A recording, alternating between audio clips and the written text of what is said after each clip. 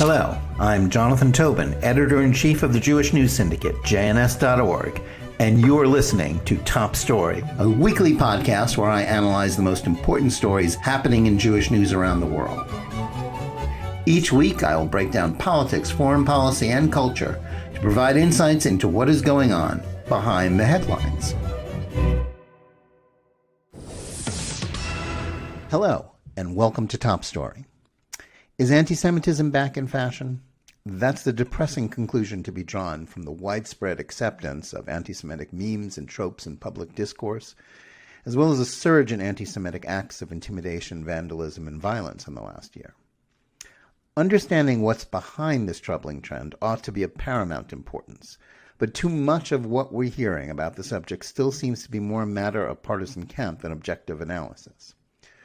With anti-Semitism coming from both right and the left, it appears that for all too many Americans, they're only able to identify hate when it comes from their political foes, but not when it comes from allies. Part of the problem is definitional, in that many refuse to accept the International Holocaust Remembrance Association's definition of anti-Semitism, and do so largely because they are reluctant to identify correctly anti-Zionism and hatred for Israel as inherently anti-Semitic. The same goes for apologists for a BDS movement whose aim is to eliminate the one Jewish state on the planet. Just as troubling is the way that advocacy for critical race theory and intersectionalism has, with its insistence on defining everyone as a member of a group and dividing us all between those with so-called white privilege and those without it, as essentially a permission slip for anti-Semitism when Jews and the State of Israel are designated as privileged, and those who seek to attack Jews and to destroy their state are depicted as victims. To discuss all this and much more, we're glad to have with us this week someone who was specifically tasked with dealing with the issue of anti-Semitism during the Trump administration. Elan Carr is currently a visiting fellow at the Heritage Foundation, where he offers advice on how to combat anti-Semitism. From February 2019 to January 2021, he was the State Department's special envoy for monitoring and combating anti-Semitism. Before that, he served for 15 years as a deputy district attorney in Los Angeles County. He's also a major in the United States Army Reserves and an Iraq War veteran. Elan Carr, welcome to Top Story. Well, it's great to be with you. Thank you, Jonathan. And not only thank you for having me, but thank you for everything you do to bring critical issues affecting not only the Jewish people, but affecting the world to the fore, and treat them, as you always do, with fairness and depth. And you really add so much to our public discourse. More power to you, and it's an honor to be with you. Well, thanks very much. First, let me ask you about something. A great deal of the focus from the organized Jewish community right now has been connected to what's going on the internet, and most particularly on social media. That's led to a growing call for some forms of censorship, something that has already been embraced by big tech giants and social media companies with respect not only to alleged extremism, but to what they label as misinformation, which in practice might mean either political views they might disagree with or ideas about how to deal with the coronavirus pandemic. How do we balance, in your mind, a reasonable concern for the way the internet has empowered hate groups with worries about a corporate and governmental assault on free expression? Well, that is a great question. So when I was special envoy, we convened under the leadership of Secretary Mike Pompeo, the first ever U.S. government-sponsored conference focusing on online hate. And Jonathan, the reason why we did that is exactly for the reasons you just laid out. That, first of all, the internet and social media is a key driver of this pandemic of hate, certainly anti-Semitism, but also all kinds of other pathologies. What we're seeing is that as different as the far-right, radical left, and militant Islam is in their ideology, they're united not only in Jew hatred, but also in the tactics that they use, namely the internet and social media, to drive their venomous ideologies with lightning speed across the world. And that really has been the game changer. One of the reasons why anti-Semitism has been increasing in the last 20 years or so is because it is in direct proportion to the increasing influence of the internet and social media in our lives. Now, of course, The internet and social media does a lot of good and adds a lot to our lives, but we have to acknowledge it's the chief vector of many of our societal ills. And so we organize this conference specifically because censorship is not the answer and cannot be the answer. In America, we regard the First Amendment not as a burden, but as a gift. And so we cannot censor speech. And of course, it is axiomatic that the First Amendment protects even vile, despicable, hateful speech, as long as it doesn't rise to the level, of course, of a crime, conspiracy or incitement to violence. And so this conference was focused on exactly that. How can we counter this tsunami of online hatred? And it's all the more severe, by the way, since COVID, when the world moved online with the advent of the pandemic, we saw, my goodness, a staggering volume of anti-Semitic hate online. Now, just because we have freedom of speech doesn't mean we have to sit with our arms folded and watch this happen and do nothing to counter it. That's a false alternative. And so absolutely censorship is not the answer and cannot be the answer. Neither censorship from the government, nor do we want to trust private companies to censor. We see the appalling abuses of censorship of conservative speech, for example, that we've seen from big tech. So just like we don't trust the government to censor our speech, why should we trust these big corporations to censor our speech? So no, censorship is not the answer, but we've got to counter it. We have to bring actors together, civic society, big tech, nonprofits, to come together to counter this incredible volume of online speech. And in our conference, we offered creative solutions, pressuring advertisers, for example, to pull advertising from hateful speech, finding a way to refer users who are increasingly radicalized to sources of information where they can learn about where hate leads and how dangerous it is. And by the way, Jonathan, this is no longer theoretical. A recent European study found that the period of time required to radicalize a person to violence, actually to undertake violent action, is a fraction of the time when the radicalization process happens online, as opposed to through traditional means. So now we have data that what happens online doesn't stay online. What happens online has offline implications in the real world. And so this is a critical focus. It was a focus of my team when I was special envoy, and it has to be a focus of all of us to counter this horrific wave of hatred that's coming from the right, far right, and the far left, and from militant Islam. Yeah, those are excellent points, and that conference struck exactly, I think, the right note. But you talk about sort of trying to refer people to better sources of information, and how to combat this. And yet, I know, and I wrote about this just last week.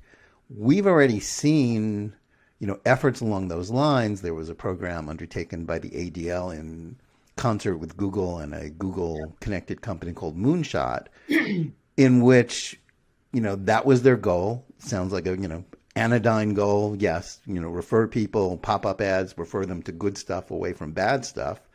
But first, we don't, their algorithms seem to be off, because we know in at least one instance, they referred them from right-wing hate to left-wing anti-Semitism. And we also know that their search criteria was clearly political, because just to seize one example, if you typed in the words, "the truth about the Black Lives Matter movement," that defined you, according to Google and ADL, as a seeker of extremism and hate. And now we have the same ADL is going to be the criteria, the group determining criteria for what is a hate group for PayPal, which essentially enables them to shut down financially and demonetize any company that somehow they decide they don't like. I mean, what kind of safeguards can we learn when can we adopt when even the watchdogs clearly need watching here? The watchdogs definitely need watching, and it's don't trust and verify. I mean, that's what you've got to do. Look, this dilemma that you've outlined obtains not only in the area of social media and internet. We see this also with campus anti-Semitism, right? We are constantly in the middle of this dilemma of we don't trust the actors to make sound decisions. And so therefore what? One alternative is to do nothing because we don't trust the actors and therefore hands off. Well, that might have worked a few decades ago. But what we're seeing now is that without coordinated government interaction, which was, of course, the big fear of our founding fathers, we're seeing an organic orthodoxy spring up that is staggeringly pervasive, not only in social media, but again, back to the campuses as well. And so doing nothing just doesn't work. I mean, we see that, I think, very clearly now. And so what's the answer? Well, the answer is we've got to do the best we can. We have to protect free speech. We can't engage in censorship, but we have to do the best we can to counter online hate. And any system we come up with and any effort we make will be subject to abuse. So we've got to continually rework and verify it. Let me give you an example. So let's take Holocaust denial and minimization, okay? One way to deal with this, now, of course, now we have the Never Again Education Act that President Trump signed that actually now provides funding to educate in the Holocaust. We were encouraging big tech to work with the Holocaust Museum. Of course, the Holocaust Museum is an institution of the government that is an institution of deep scholarship to provide, a platform of information to which users can be referred. Now, there's an example of a possible solution. Now, no solution is immune from abuse. Anything can be abused, but we've got to make more than an effort. We've got to counter this horrific wave of online hate that is having direct, measurable effects, not only on how Jews are viewed and Israel is viewed, but really also how America is functioning. I mean, there's a volume of hate that is really rending the fabric of our body politic. And so without censorship, but with a good faith effort, we've got to try to counter this terribly destructive wave of hate. Mm-hmm. Along those lines, let me ask you about something that concerns your service in the Trump administration as the person tasked with dealing with anti-Semitism, and about which a lot of American Jews seem, if not confused, but with somewhat conflicting opinions. If you listen to many of the liberal advocacy organizations, both generally and within the Jewish community, including those specifically tasked with dealing with anti-Semitism, like the ADL, the president you served was labeled as an enabler of anti-Semitism. They take this as sort of, a given. Yet he was also arguably Israel's best friend ever in the White House and the head of an administration that took steps against Jew hatred both at home and abroad that none of his predecessors had taken. How do you explain this seeming conundrum? And where do you, now that you're well out of office and can say whatever you like, come down on this question? Well, I can explain it very easily. Jonathan, we're in a period of shocking irrationality where facts no longer matter and statements are made without any basis. And again, because of social media and the internet, there's an ability to propagate fiction and have it take on real momentum as fact. And, it's absurd. I mean, look, we see this with the coronavirus, right? I mean, how many ridiculous claims are made and through social media become sort of established and are repeated so often that many people believe them. And so the same thing, there's a big movement against President Trump. And so they slandered him and attacked him on things that are fictional. Now, look, nobody's perfect. You can blame President Trump for all kinds of things that are factual. Just like you can blame any human being for all kinds of things that are factual. But my goodness, to suggest that the most philo-Semitic administration in history and the most philo-Semitic president in history is an anti-Semite, is a calumny the likes of which we haven't seen in a very, very long time. And so we've got to stand up and call this for what it is. It is rank slander. It is fiction. It's lies. It's also a lie to suggest, by the way, that the Trump administration focused only on anti-Semitism from the left. Absolute slander, absolute fiction. I will tell you that when I was appointed special envoy, not only was I absolutely told to focus on anti-Semitism from the right, my first trip overseas was to Central and Eastern Europe to address the movements of the right. That was the first thing I did. I then was given a domestic mandate from the White House, which of course is not part of my statutory role. And I led delegations to address anti-Semitism domestically, including from the right. I led a delegation to Lakewood, New Jersey, to address a far-right movement there. I spoke at the funeral of Lori Kay, of blessed memory, who was murdered in synagogue by far-right. And what I declared at her memorial, and what I was authorized to say on behalf of the president, is that we are at war with these ethnic supremacists, these so-called white supremacists who hate everything, not like themselves. Certainly Jews most of all, but they hate everything not like themselves. And so this is just absolute fiction. What President Trump did is breathtaking. What he did for the Jewish people and what he did for the state of Israel is simply breathtaking. And we've got to be honest. You want to criticize President Trump for policies with which you disagree? Let's have at it. But let's not be unfair. Let's be accurate, and let's call it what it is. And this administration was spectacular for Jews in Israel. Well, I'll just drill down one more minute because you've been very strong on this, and I think you've made a very good case. Those who would disagree claim that he sent, that he was somehow secretly signaling, dog whistling to the far right. Is this just nonsense, or is there any leg to stand on with respect to his attitudes towards the far right? No, I will tell you. First of all, dog whistling and signaling, nonsense. I will tell you what you can say. President Trump is a right-of-center leader, what you might call a nationalist. I don't use that term in the U.S. context because America is not a traditional nation state. But President Trump is the U.S. equivalent of what we see, these kind of European nationalist movements. Now, nationalism is not supremacism. Nationalism by itself is simply the idea of affection for and protecting your own kin, your own people. By the way, Zionism is a form of nationalism and a very healthy form of nationalism. And so there's nothing wrong. This left-wing assault on anything that is nationalism is not only misplaced, but deeply destructive. So President Trump is a right-of-center leader that you can call the American equivalent of a nationalist leader.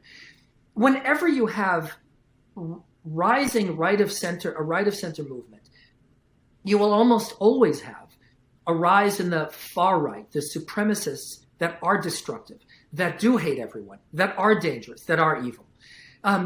That's not something you can blame President Trump for, any more, by the way, than you can blame President Obama, who was a left of center leader, for the concomitant increase in the far left. Now, by the way, you can blame President Obama for a lot of things, and I'm on the record for blaming him for a whole lot of things.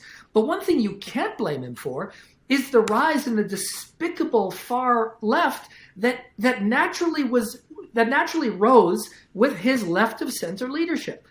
And so, yes, President Trump's leadership resulted in that, but to suggest that he wanted it or to say that he dog whistled, it's flatly false and deeply unfair. Right. Let me ask you about one thing that you've mentioned yourself in terms of, you spoke about your first foreign trip being to Eastern Europe. It's become something of a controversy, within those who think about anti-Semitism, think about what's right for the Jewish community. In terms of what should we think about some of these Eastern European governments, most specifically the one in Hungary, led by Viktor Orban.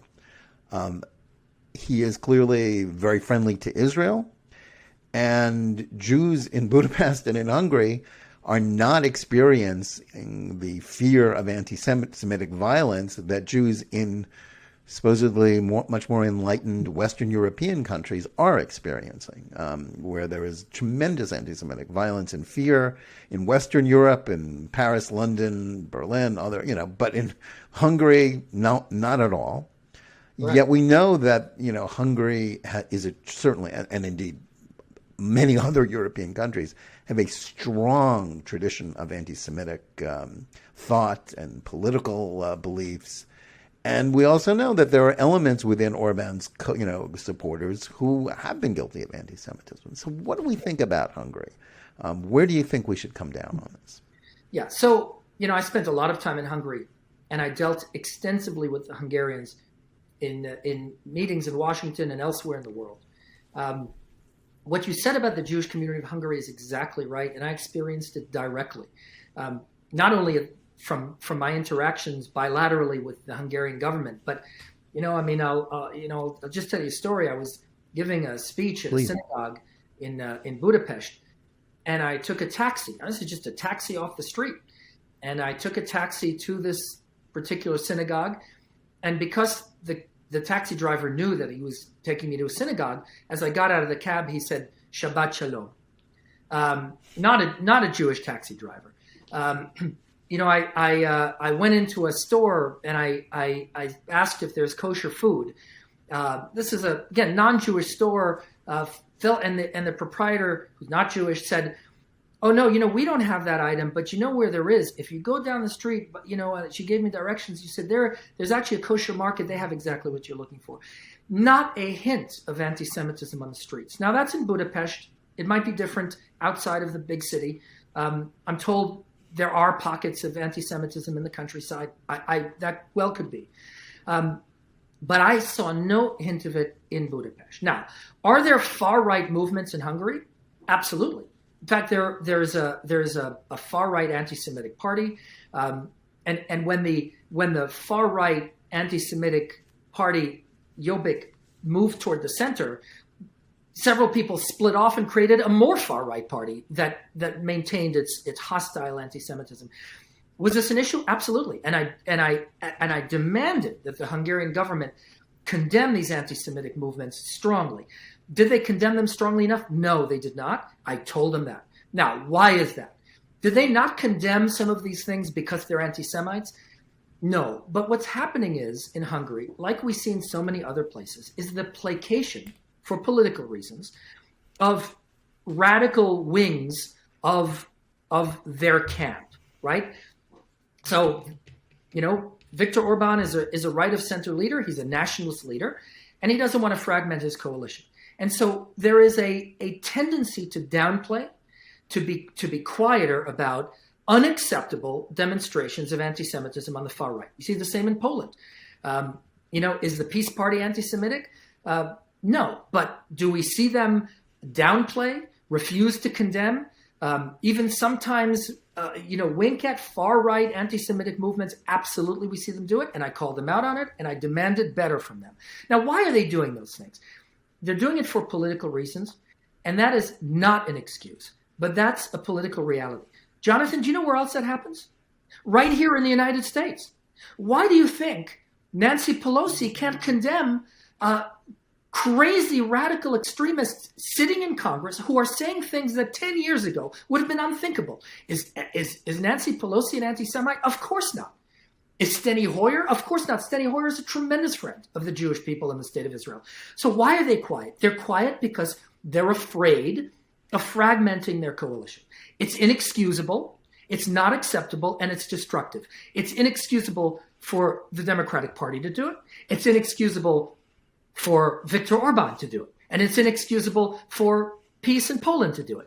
But they're doing it. Now, so what should be our response to it? Not to call them all, well, you're all anti-Semites. That's ridiculous to do that. What we have to do is we say, look, we know what's going on here, and we don't accept it. We don't accept it. You have got to draw a line and say, we will not stand for this kind of rhetoric and for this kind of movement in our coalition. You are not welcome here. And you know what? When enough people say that, the cancer shrinks, the tumor contracts. But you know what happens when we don't say that? Cancer doesn't go away by itself. It expands and it metastasizes. We're seeing that here in our country. We saw that in the Labour Party in the UK when the far left wasn't dealt with and it became hegemonic in the Labour Party. And there is a danger that that will happen in Eastern and Central Europe. So we've got to stand firmly against this tendency to placate the far right or the radical left that is destructive and is deeply dangerous. That's a good point. And a very telling analogy. What are I think you've spoken about the Internet conference, as something you're very proud of that during your 2 years in the State Department that you helped work on.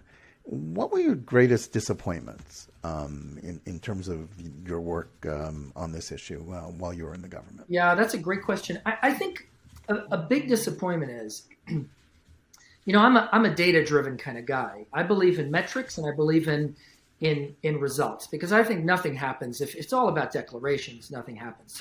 So what are the metrics, and how can you measure the efficacy of what you're doing?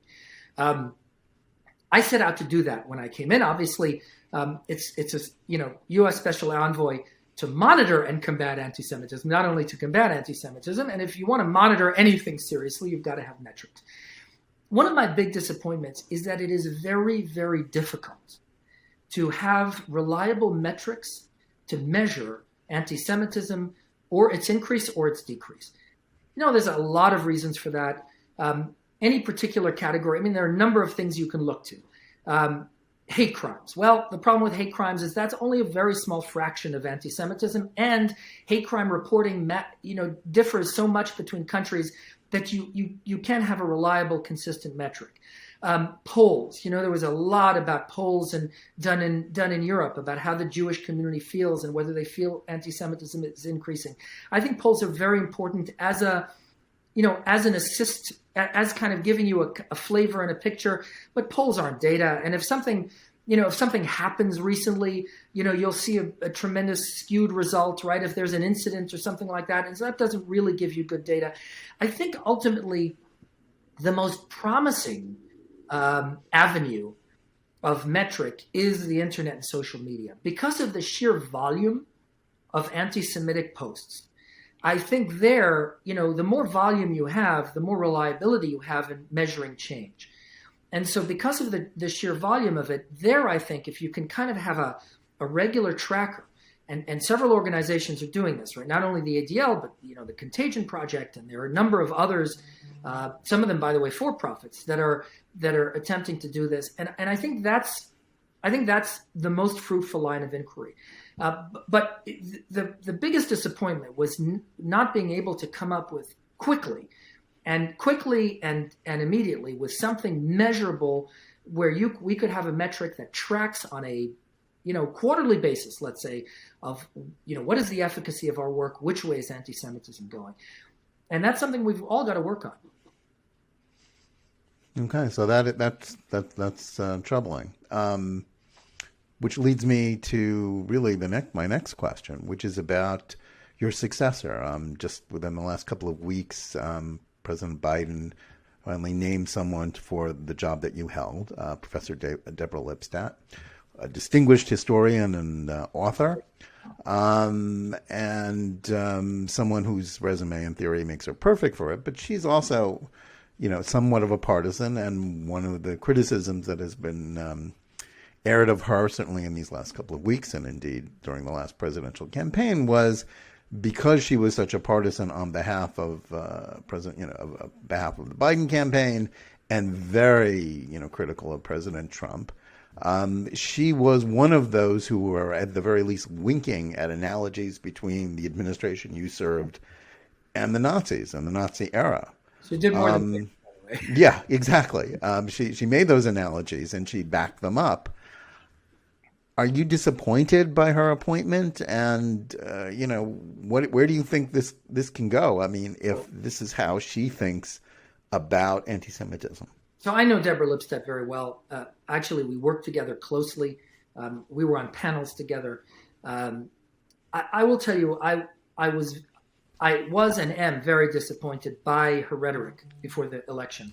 I think especially for a Holocaust historian, some of the things she said about President Trump and about the pro-Trump movement were unacceptable. And so I was and still am disappointed by her having said that and done that, and I was publicly critical of it. But I will tell you, she's a very strong choice. She is extremely smart, and not only smart, but has a demonstrated record of courage, taking on tough situations, not being afraid to buck the trend, and to really be committed to justice. Now, I will say, I think that is the critical quality in serving in a left of center administration when you've got a staggering rise in left-wing anti-Semitism. Because if you're going to have a U.S. special envoy who is afraid to call out anti-Semitism from the left, then we're in real trouble. Now, will she do that? Look, I can't predict the future, but I know that she has done it. I've seen her do it. I've heard her do it. I've been on panels where she's done it, and she can be ruthless on calling out. Yeah, she's not the most cuddly person. No, she can be ruthless on calling out anti-Semitism on the far left. She calls it out, and by the way, from militant Islam. So I think that's key. My feeling is, and I was talk about a broken record on this from day one of my appointment. I said, look, anti-Semitism comes from three sources: the far right, the radical left, and militant Islam. And if you're not going to call all of it out, if you're not going to combat all of it, then you're really not serious about combating it at all. If you leave 2/3 or even 1/3 of a tumor untreated, patient doesn't do well. So if you're really serious about fighting Jew hatred, you have to fight all of it. Jonathan, you began with that, right? In the opening, you said people are shy about calling out anti-Semitism from their own camp. And we talked about that, how that manifests here at home and how that manifests in Eastern and Central Europe. But we've got to insist that happens. And Deborah has a really good track record of doing that. Now, will she do that in office, or will there be pressure on her? All I can say is that of all of the people on the short list, Deborah is the person least likely to submit to pressure. And so I'm frankly very encouraged by the appointment. I think very highly of her. Again, we disagree on issues. Let me make clear, we have our disagreements. And again, I'm very critical about the rhetoric she used on President Trump, but I think very, very highly of her. And I'm excited. I think she has, if she's willing to continue to be courageous, to continue her track record of courage and real sort of ferocity on this, I think she could be very, very effective in this role. As someone who has, sort of spent a couple of years at Foggy Bottom dealing with the bureaucracy and, with everything that one needs to do when one is inside the government. And she is certainly someone who's, she's taken on big challenges in her career, but she's lived in academia and publishing.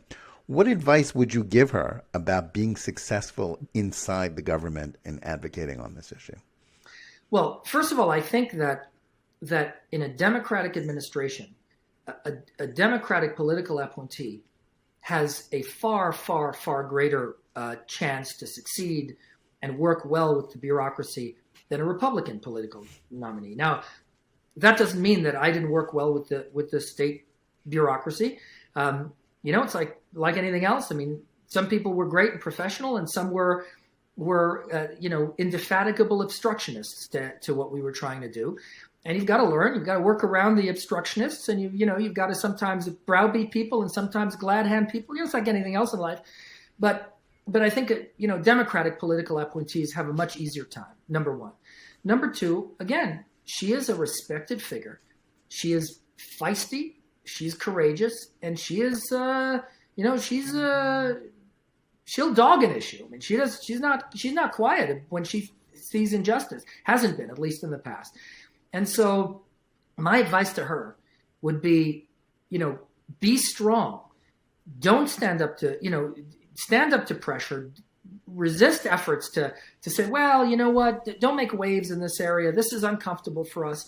You know what, make waves in that area. Because we've got to call it out from our own side. That's what we did. We called it out from the far right. Of course, we went after the far left and militant Islam, without compromise. But we called it out from the far right as well. You've got to be able to do that, and that's my advice to her. Second thing I would say is don't be afraid of seizing a domestic mandate. If the White House will give it to her, if the White House will want her to focus on domestic things, run with it.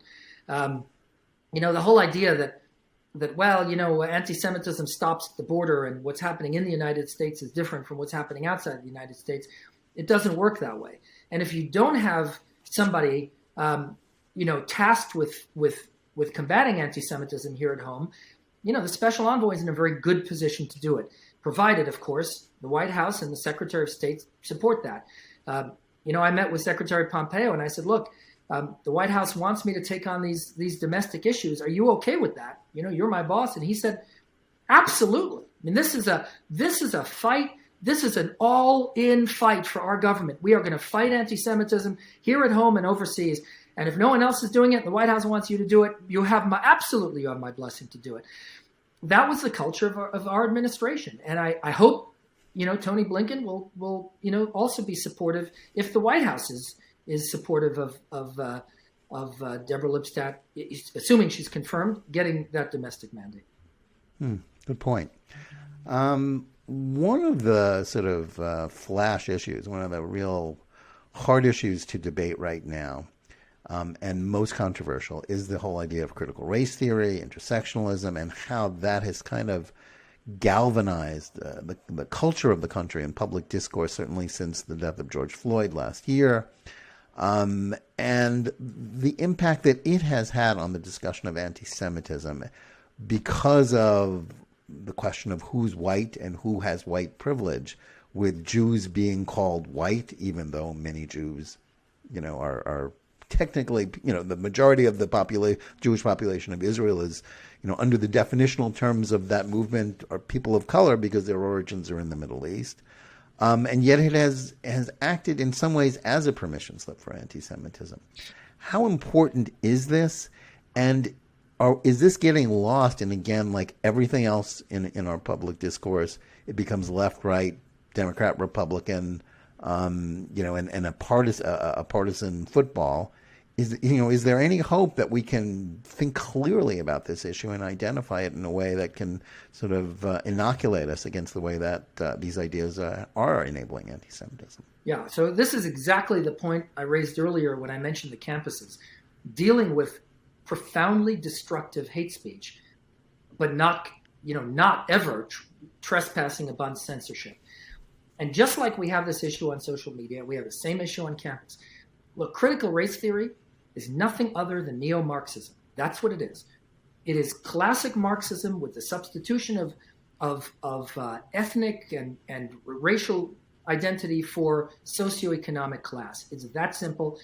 It is profoundly dangerous to the American ethos. We always say anti-Semitism is anti-Americanism. It really is. And in critical race theory, you can see it. Exhibit A.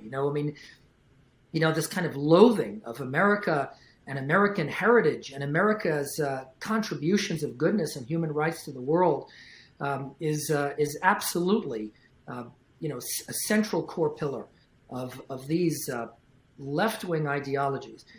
And you're right. What you said about Jews is, Jews are defined as white and privileged, regardless of skin color and regardless of socioeconomic class. Jonathan, you know what you call that? Anti-Semitism. That's what you call that. It's very simple. It is anti-Semitism. It's classic anti-Semitism. And the hatred of the state of Israel that comes from critical race theory and from the far left is appalling. And we have to call it out. What I've said always as special envoy, and what all of us need to say, is something very simple. Hatred of the Jewish state is hatred of the Jewish people, plain and simple. And so we've got to stand up against this and call it what it is. It is anti-American. It is un-American. It is certainly anti-Semitic, and it is really deeply dangerous to the fabric of our society. It's an ideology that is profoundly destructive. Now, again, do we censor it? God forbid. But we've got to counter it. And to do nothing, to say, well, we conservatives don't believe in countering, protected speech. Nonsense. Of course we need to counter protected speech. Why aren't we teaching civics to our kids? Why isn't American heritage and the American ethos and American principles that formulated the very basis of the Declaration of Independence and the Constitution, why isn't that taught? Do we really think that if we don't teach the next generation American values, that they're going to preserve and keep American values? Of course not. And so absolutely we've got to counter this stuff, and we have to do it soon because this is really spreading like wildfire, and the results, well, we see the results. Yeah, I mean, we saw in the reaction to the fighting between Israel and Hamas in May the sort of wildfire of anti-Semitic incitement and even of anti-Semitic violence in places where we're not used to seeing it on the streets of America. And I believe that this has been largely enabled by the respectability, these ideas which ultimately seek to demonize Jews and demonize Israel has gotten in popular culture as well as, and you noted it before, even in the halls of Congress. I said about the squad, I said, don't look at their ethnicity. It's not the ethnicity that is relevant here. It's their age. They were in college not too long ago, and the things that they're saying are orthodoxy on the campus. This is repeated over and over and over again, not only by radical left anti-American student groups, but by professors over and over and over again. Do we really think that a generation of kids that imbibe this venom from now it's in high schools and middle schools and it's starting in elementary schools, do we really think that they're going to graduate from college and this will have no effect on them? I mean, of course it will. Let me tell you a story. I mean, how bad it is. A kid at a premier university, one of the best in the world, gave me the answer sheet to his math class. And it's, math. I mean, the derivative of so-and-so, such and such, the integral of such and such. And then it says, another day in the occupied Palestinian territories, Zionist forces murdering children. And then it goes back to math.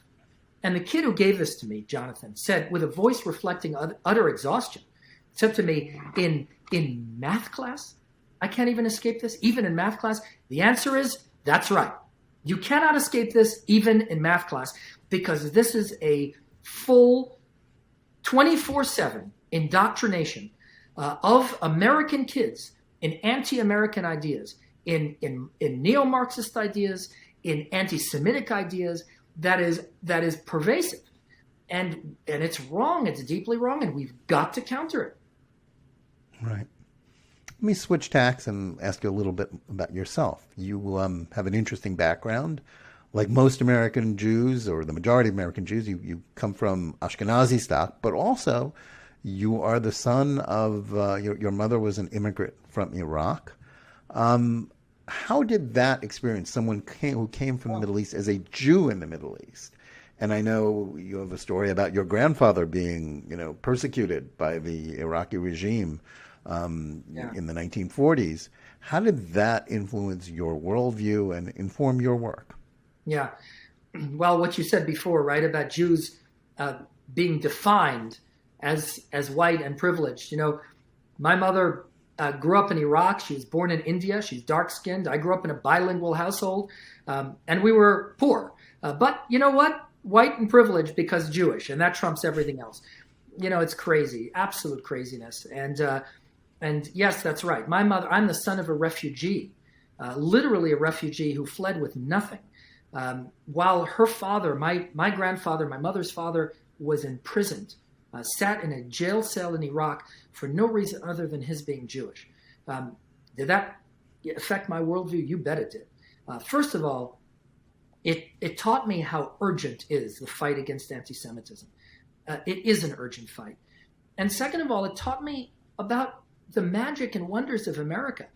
To be the son of not only of an immigrant, but of a refugee, who came to this country in search of the American dream and built a family and built a successful career. It really makes you so deeply appreciative of the wonders and the blessings and the decency and the goodness and the global impact of the United States of America. And to see now these anti-American movements that are tearing down our history and tearing down our heritage and questioning the very goodness of America and the world, it is so painful to see.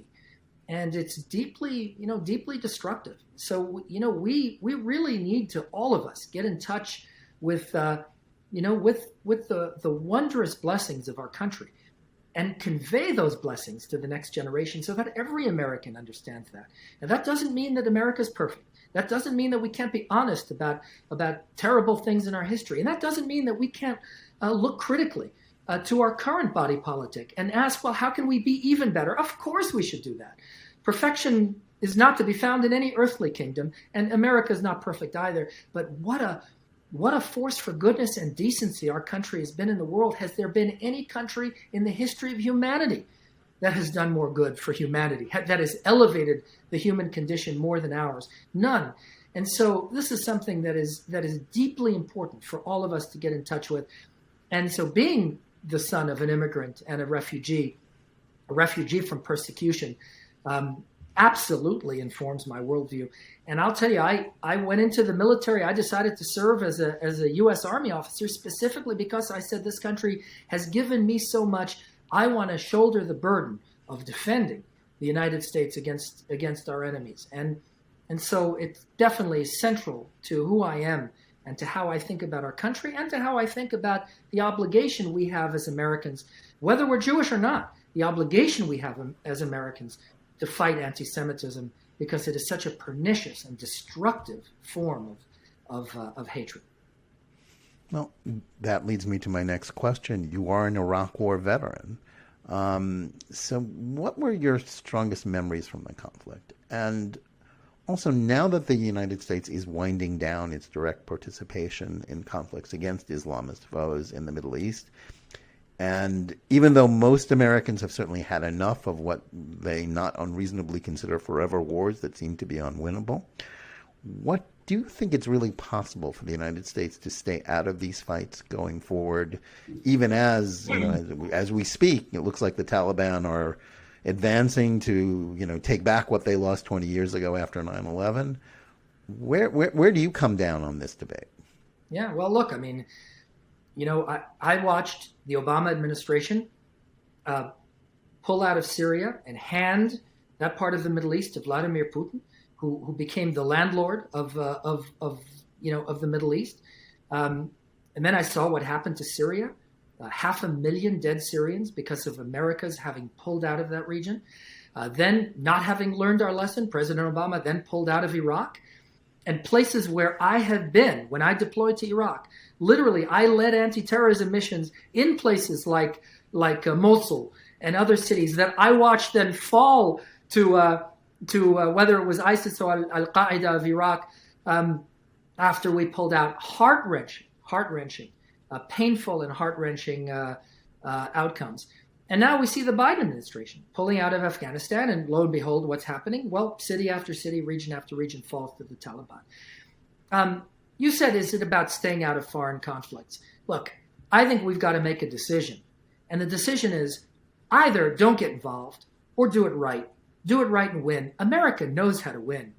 We faced Nazism. We faced communism. We know how to win global conflict, and we know how to win regional wars. But we've got to decide we want to win. And to do it without a full investment in a victorious outcome is a terrible mistake. And we didn't learn our lesson, I guess, from Vietnam. And we see the same thing repeated over and over. Now, was it wrong to intervene in Iraq and Afghanistan? Look, I think, after the enormous damage caused to the United States with 9/11, I think, we rightly saw the pathologies in the Middle East, in the Arab world, and in the radical Islamic world as requiring our focus. Not maybe encouraging our focus, but requiring our focus for our own safety. And I don't want to relitigate, those wars and our initial involvement in it. All I'm saying is, look, either do it right or don't do it at all. Go big or go home. If you're gonna get involved, if you're gonna commit U.S. troops, know that you're doing it. Have a strategy, know what victory looks like, and win. That has got to be the policy of the United States whenever we commit U.S. military forces. I think a lot of Americans would agree with that, but I think a lot of Americans have just, tired of these wars. I think that was very persuasive 20 years ago. Today, if there's anything that Republicans and Democrats agree on, is that they don't want, that maybe they might care what happens in Afghanistan after the Taliban, rout the forces that, we were trying to help, just as they may care about what happened in Iraq after Americans left. But do you think there's really any chance of America, short of another cataclysm of Americans being willing to try this again. So, God forbid there should be another cataclysm. And I will say this. I think, Jonathan, you're absolutely right in laying out the problem. Americans are weary of foreign intervention. But I will say this, and here's why I call it a problem. Look, no one hates war more than soldiers who have seen it. I've seen war and I've seen the destruction of it. Believe me, I'm no fan of war and of conflict. But I know this. The surest way to invite conflict is to evince an inability or an unwillingness to engage in it. That's the way it works. And so if we really want to avoid conflict, we've got to be very clear that conflict is sometimes on the table. If we want to force the greatest threat to peace and freedom in the world, and the greatest threat not only to the Jewish people, but to American safety, namely the Islamic Republic of Iran, if we're serious about wanting the mullahs to submit, we've got to make clear that force is on the table. If nobody believes that, well, then we aren't going to be very successful. And so I understand that the American public is weary of conflict. We all should be, and we all understandably are. But again, if we want to avoid it, we have to be willing to engage in it when the circumstances call for it. And once our enemies sense that we're not willing to engage in it, we are going to be in great danger. And we will eventually find conflict forced upon us. I think those are wise words. Elan Carr, thank you so much for coming on today with us to discuss these issues and to give your insights. Thank you. And talk about your service. Thank you. Thank you to our audience as well. I hope you enjoyed this week's episode brought to you by the Jewish News Syndicate, jns.org. Visit us at jns.org and please follow at Amazon and Spotify, wherever you listen to podcasts.